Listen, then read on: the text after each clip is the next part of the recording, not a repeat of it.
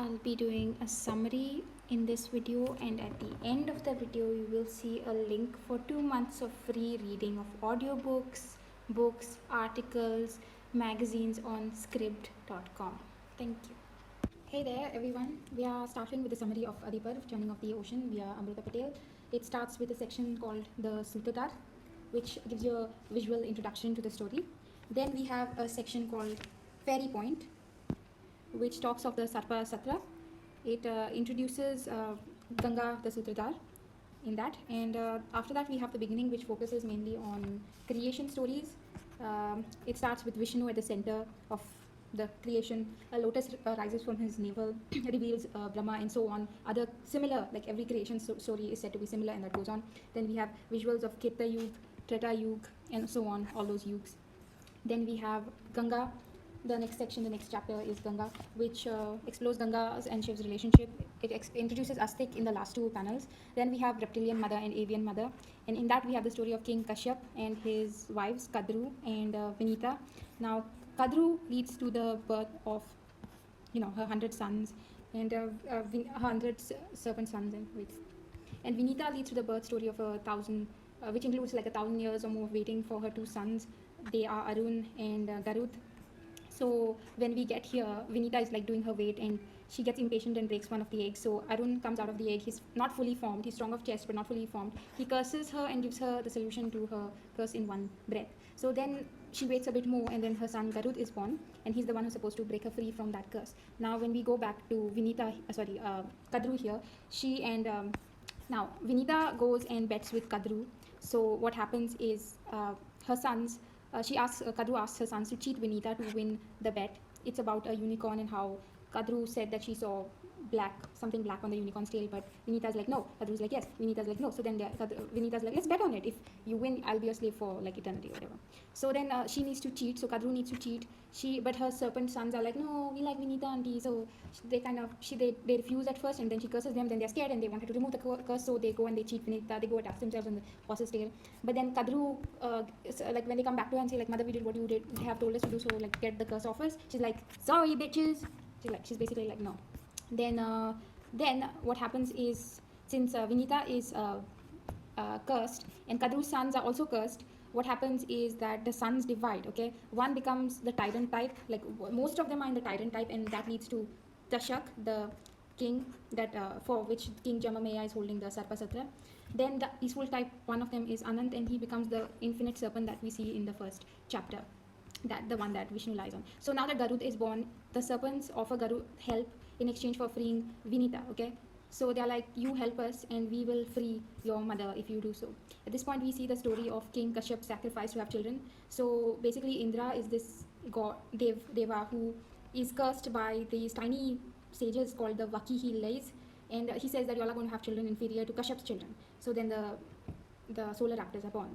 Then also a side story in 3 panels of Garud's momentary lapse in Vishnu's love towards him. So Garud feels that Vishnu doesn't really love him that much, and he doesn't show him affection or praise him for all the work that he does, because Garud's like this flying guy and Vishnu flies on him everywhere. So then he goes and complains to Vishnu, you don't really treat me that well. And then Vishnu's like, yeah, I'll think about it, but let me just rest my little index finger, like the littlest finger that I have on your back. And when he just rests that tip of it, Garud's like crushed to the ground with the weight of Vishnu. He's literally crushed. So then he goes and asks for repentance. Now we move on to the navigators of the multiverse. So the Devas shown in Devlok. So here we see panels of the Devas having fun in Devlok, which is essentially like Hindu mythology's version of heaven. So then we see like the story of Indra's ego, the ever-blooming lotus. That is the thing that is here. That is sort of here, yeah, the thing that was referenced to here. So he has the sacrifice, and we understand that Vakihilays had cursed Indra to have children inferior to Kashyap's finger. But then here we see that Indra's ego again comes and screws the Devas up, because his elephant sort of tosses the ever-blooming lotuses that the sage gave him. So like the sage is like, no more Amrut for you guys. And Amrut is this nectar of immortality that all the Devas consume in order to maintain their immortality. So now without Amrut, they're all going to die basically, or they're going to suffer greatly. So, or they may not be Devas anymore, God knows. The thing is, now that there's no more Amrut, they need Amrut. Okay, it's like weed. They need it. They need to get that fix. So the Devas decide to churn the ocean for Amrut.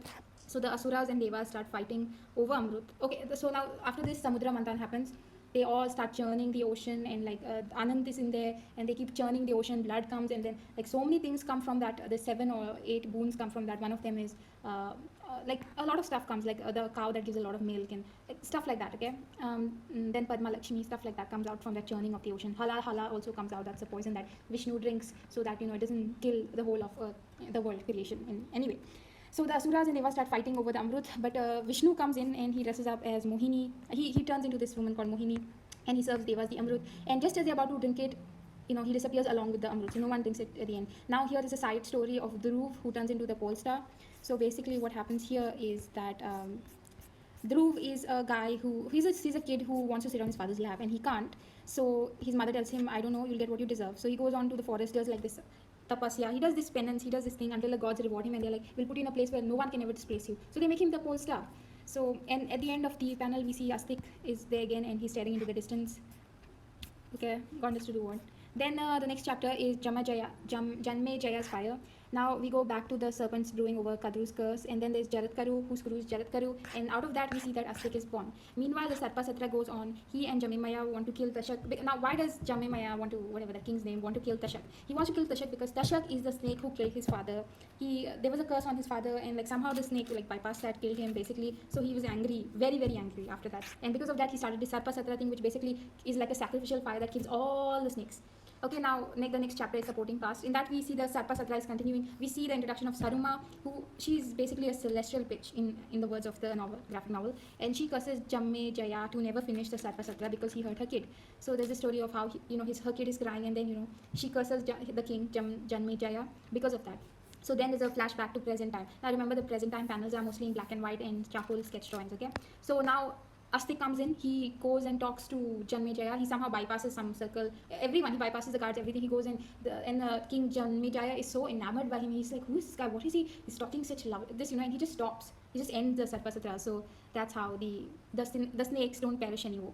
Now we go to the Riverbank Union, which is the 8th chapter. Although there are no numbered chapters in this graphic novel. And here we see the story of Yayati. If you're familiar with the story of Yayati, it's basically a king who is very virile in his youth, and then one of his sons sacrifices his youth so that his father can continue to be young and youthful. So at the end of this, we see that Yayati realizes that his mind has had enough, but his flesh will never be satisfied. The desires of your body will never be satisfied. You'll never feel like it's enough, but your mind will have enough after a while. And so he decides, he gives back the kingdom to his son who had sacrificed it during his youth. And then he goes, and then he oscillates between in a form of purgatory until he completes all his time, and then he eventually ascends to something like heaven. Then we have the story of Shakuntala, which basically it talks of Shakuntala falling in love with a prince, and then like she goes back to the prince and like gets she falls in love with the prince. They have like coitus, and then from that a child comes. The prince, when he did that stuff with her, told her that he would come back and take her, and she would be his queen. But when she went to the kingdom with her son, and it was a magical son because it grew super fast. Divine children grow really fast. So then what happens? He's like, no, I don't know you, and insults her. And then she says, okay, fine, I'm leaving. And then when as she's leaving, he sort of is like, okay, you know what, I was a fool, I'll take you back. And that's that. And then we have the story of Matsya Gandha, of the fishy smell, and the birth of her son Vedvyas. So we don't have a birth story yet, but we do have the story in which she is on the boat rowing, and we get to know that her father loves her very much. He's raised her just as well as any boy. And one Brahmin sage comes and he's like, dude, woman, I want to make love to you. She's like, okay. And then but what if people see on both sides? So he creates a mist around, he screws her, they immediately get a son, and he takes the son, that Vedvyas, and he goes. Okay. And then we go to Ganga, the chapter called, the paneling with the title Ganga. And we continue the story that Ganga had told us in the start. She had mentioned it. Her sons, why she drowned them. So basically she drowned them because they had stolen a cow in their previous life. And at this point she is with one king. Yeah, she's with one king, and these 8 guys, they come to her and they tell her that, we know no other woman will be able to do this because it's just, women are very sentimental creatures, but you will be able to. So she decides that she will give birth to each of them. And but what happens is, while she was doing that, she was married to one of the princes of one place, and 7 times he lets her do whatever she wants, but on the 8th time he's like, dude, please stop drowning babies, it's weird, and stop it. And then she's like, you have broken your word, because she had told him when she came to be with him that you can't talk to her with disrespect, you can't question what she's doing, and when he questioned her, she couldn't stay with him anymore. So that's what happens. The 8th child, she cannot drown, so it lives. Now we come to the story of Bhishma and Amba, and in that Bhishma and Amba, we see Matsya Gandha's birth story. Matsya Gandha is a very interesting birth story. Her father basically was in the forest. He masturbates because he was bored, presumably. Then he doesn't want to waste that semen, so he tells a bird to give it to his wife, like carry it in a beak and give it to his wife. But what happens is, instead, when the bird was flying, somehow it fell into a river where an apsara who had been cursed to remain a fish. In this version of the story, actually, it was just a fish that was in the river, was an apsara, yeah, cursed to be a fish. Yeah, in this version of the story, the fish was still remained a fish. So the apsara was cursed to be a fish, and it fell into, it saw the white thing and it went and drank that, and at that exact moment. And so two children came in her womb. One of them was Matsyagandha, the other was her brother, who went to a king, okay, because the fish was eventually caught and was going to be cooked, but they found two babies in it. So Matsyagandha had a very fishy smell, so the king's like, let's give her to the fisherman because she smells like fish, he'll probably like her, and he keeps the son. So then that's what happens. And then we go to Amba's revenge story on Bhishma. So Amba is basically a woman who was in love with some other guy, but she was captured and forcibly taken by Bhishma to this really weak brother of his, probably to be married off to him. But then she talks to his brother and is like, I cannot be with you because I'm in love with someone else. And then the brother is like, okay, fine, you know what, I'm so sorry for this, I will give you back to your lover. But when she goes back to her lover, he's like, no, I don't want to, you're as good as used goods now, which is actually very cruel. Shouldn't have said that, but then he does, and he can't take her back anymore, and she feels ruined. So she goes and she asks Bhishma, please, can you take me as your wife or something, because I can't live like this. And he's like, no, because he's a very celibate kind of a guy, and he's never going to leave, because he had made a vow to be celibate, because Matsyagandha's father had asked his father, Vishnu's father, to not to promise that whatever heirs he has from with Matsyagandha, they go to ascend the throne, and so Vishnu had no chance then. And also he didn't really want to, he was weird. And so Matsyagandha's, so Amba's really angry, and she wants to take revenge on Vishnu because her life is ruined because of Vishnu, that's what she thinks. And in a way, yeah, but the thing is, then she does a tapasya kind of thing, penance for a long time, till her body sort of wilts there. The gods are impressed with her, they grant her a boon, she decides to burst into flames because she wants to take revenge on Vishnu in the next life. So then after this we have the story of Matsyagandha's sons, how they died. They died because they were both one kind of weak. So then she has to call her third son, Vedvyas, and ask them to sleep with Ambalika and Ambika, so that she can have a heir to the throne. So what happens is, Ambalika's Vedvyas is not a very pretty guy, so she closes her eyes when she consummates to have a child with Drishrashtra. Not with Vedvyas. She sort of closes her eyes. So Vedvyas is like, you closed your eyes during doing that with me, so now your son is going to be born blind. Then Ambika was, I guess Vedvyas was very, very ugly because she went pale. And then and so because she went so plain and she was so bloodless, probably because she didn't want to with him, so he's like, you are so bloodless, so your child is going to be as drained of blood as you are. So Pandu the pale came about. And then the servant lady was there, and she was fine during the whole thing. She totally was into him, and so the best son physically and mentally was Vidur the wise, actually. Then we go to the next story, that is the story earth, wind, fire and water. So here we go to Katari's story. Katari is a very beautiful princess. She has eyes the color of the ocean, so blue. And so she has very beautiful eyes, and the thing is that she gets married to Drishrashtra the blind. She wanted to marry Pandu the pale because the blind guy was not really considered to rule the throne because he was blind, whereas the pale guy was considered. So she had to marry that guy, and as a sort of a rebellion to that, she blindfolds herself, because if she marries a blind guy, might as well share his fate. And then we have the story of Kunti. Kunti marries Pandu the Pale. Her name is something else in the book, I forget, okay. So she marries Pandu the Pale, and we have that story of Kunti serving a Brahmin priest or something really well. And so he grants her a boon, which turns out to be more like a curse, in at first at least, because she invokes it by mistake when she was a very young girl, and from that she gets Karna, and she floats him down the river before she can change her heart or her mind about it. And then later on she invokes the earth god, the fire god, the wind god, hence the name of this chapter is Earth, Wind, Fire, Water. And Madhuri also, and Madhuri is Pandu's second wife. She invokes, Kunti says Madhuri, I will give you this chant, you invoke it only once. So Madhuri only invokes it once, and in that shot she gets twins, and she invokes water, okay. Sad that, Karna is not mentioned, so whatever. Anyway, so then we have the next chapter, which is reptilian mother, avian mother. So Gadari's sons, she has this very terrible birth story where she's pregnant for 2 years. She feels like there's an iron ball in her stomach, and this goes on, I mean, imagine for 2 years, that's 24 months, and it's just nothing's happening. So she takes a rock, bangs her stomach, hits it, and sort of pushes herself into labor. And she gets a lump of flesh, and then the Vidur the wise tells her to sort of take that all, put it into small lumps, roll them into laddus and put a little ghee in them and put them in a cool dark place and store them and keep, and you'll get sons or whatever, you'll get your children, mostly sons. So she wants a daughter also, so she makes 101 of those, and out of those 101 there's one guy, Dustriyoshan. She wants to call it something that means Suryodarshan or whatever, something, and these names. Okay, so basically what happens is one of them is going to cause destruction in the world, and Vidut the Wise tells her that, but she's like, no, I'm going to name him this really happy sounding name. And Vidut the Wise is like, dude, you're going to say that, but in the end, no one's going to remember the name. Everyone's going to call him this. Basically, they're going to call him something that means more like destruction. Anyway, so in the next panels, we see Pandu. He sort of reveals that, if Pandu sort of gives up the throne.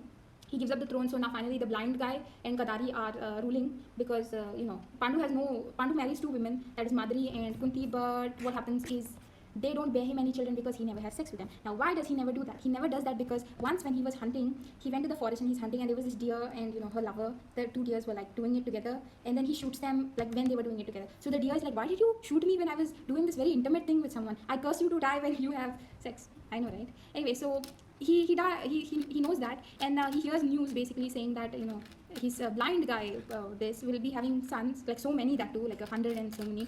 And so he's like, I'm very sad and upset about everything. But then finally, over a period of time, he goes and lives in the forest with his wives. They leave everything behind, they go with him, and they live together in the forest like hermit kind of people. But he loves Madri much more than he loves Kunti, but Kunti is sort of the practical, pragmatic one. So finally, he tells his story to Kunti and all, and about the deer and how he was cursed, and then finally he ends up having sex with Madri. He dies immediately, and he has sex with Madri, dies, and then Madri does sati with him, so Kunti is left to take care of 5 sons.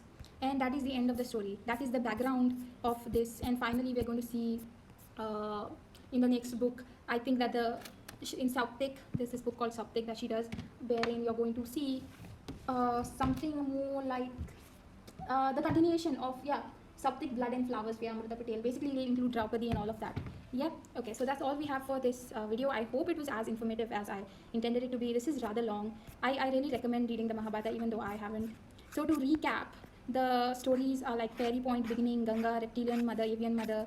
Then we have Navigators of the Multiverse. Then we have Janmejaya's Fire. We have the supporting cast, the Riverbank Unions, Ganga, Bhishma, Amba's story, Earth, Wind, Fire and Water. Again, Reptilian Mother, Avian Mother. And that's the end of the book. Thanks so much for watching. Have a nice. Hey there, if you are in college or are interested in reading a lot or listening to audiobooks, I have a scribd link that you can use to sign up, and you will get 60 days free.